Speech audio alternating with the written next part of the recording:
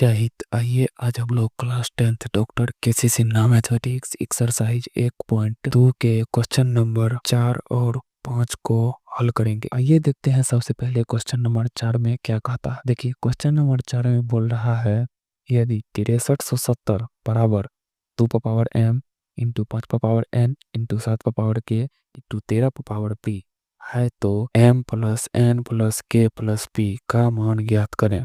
तो आइए सबसे पहले 4 नंबर हल कर लेते हैं। देखिए 4 नंबर में दिया हुआ है 6370 बराबर कितना होगा 2 का पावर m इंटू 5 का पावर n इंटू 7 का पावर k इंटू 13 का पावर p।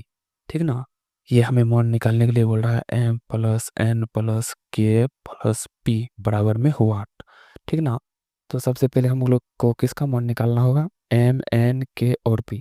तो इसके लिए क्या होगा जो देखिए आप समझिए जो 2 पे पावर होगा जैसे 2 पावर 5 हो गया तो 5 हो जाएगा m का मान। 5 पे पावर जो भी संख्या आएगा वो हो जाएगा n का मान। इस प्रकार से ये हल होगा। तो सबसे पहले इनको हमको अभाज्य गुणनखंड की विधि में इसमें लाना है। ठीक ना। इसका घात हम लोग को पहले निकालना है। देखिए 6370 ठीक ना।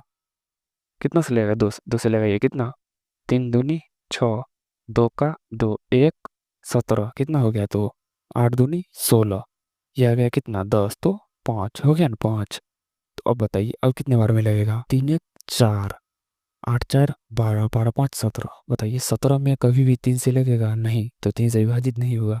डायरेक्ट 5 से लगाइए कितना बार में 6 बार में 30 1 18 3 बार में 15 तो 3 35 7 बचे 35 तो हो गया कितना 637।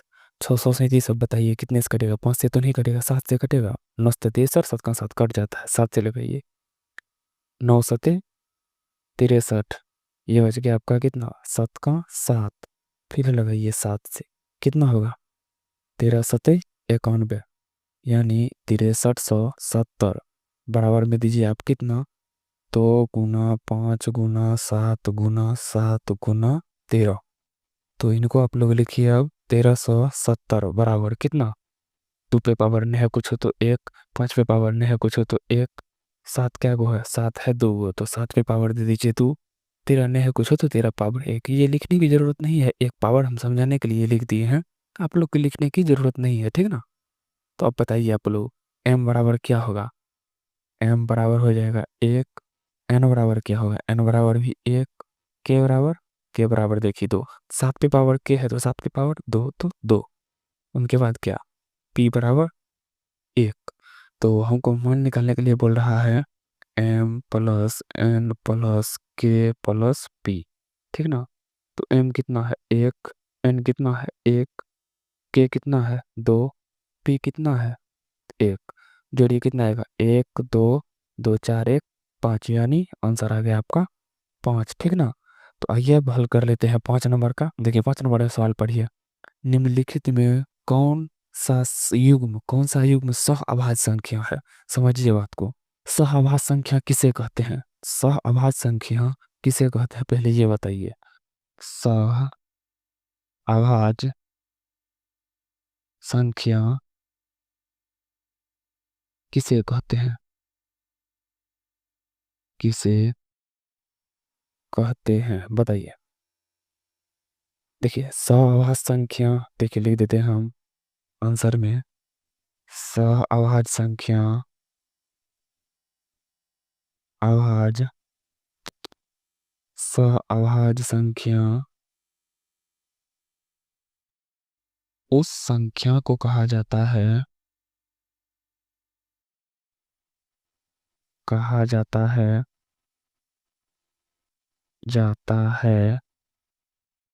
जिसका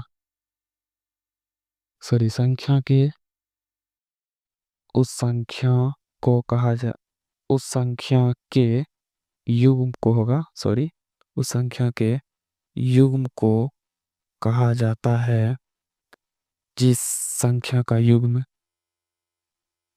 जिस संख्या के युग्म का HCF यानी मॉस 1 होता है। ठीक ना 1 होता है। आभास संख्या सॉरी सह आभास संख्या उस संख्या को कहा जाता है, उस संख्या के युग्म को कहा जाता है जो जिस संख्या के युग्म का HCF एक होता है, ठीक ना। तो अब आइए समझ गए होंगे, तो आइए इनको हल कर लेते हैं। देखिए तो कितना होगा, तो 1, 2 और 3, इसमें 3 ऑप्शन दिया गया है। सबसे पहले 1 नंबर का देखिए क्या बोल रहा है। 1 नंबर का बोल रहा है 32,62। इनका HCF निकालिए, आप कोनो विधि से निकालिए, उससे फर्क नहीं पड़ता है। जो विधि आपका इच्छा करे उस विधि से निकालिए, कोई फर्क नहीं पड़ता है, ठीक ना।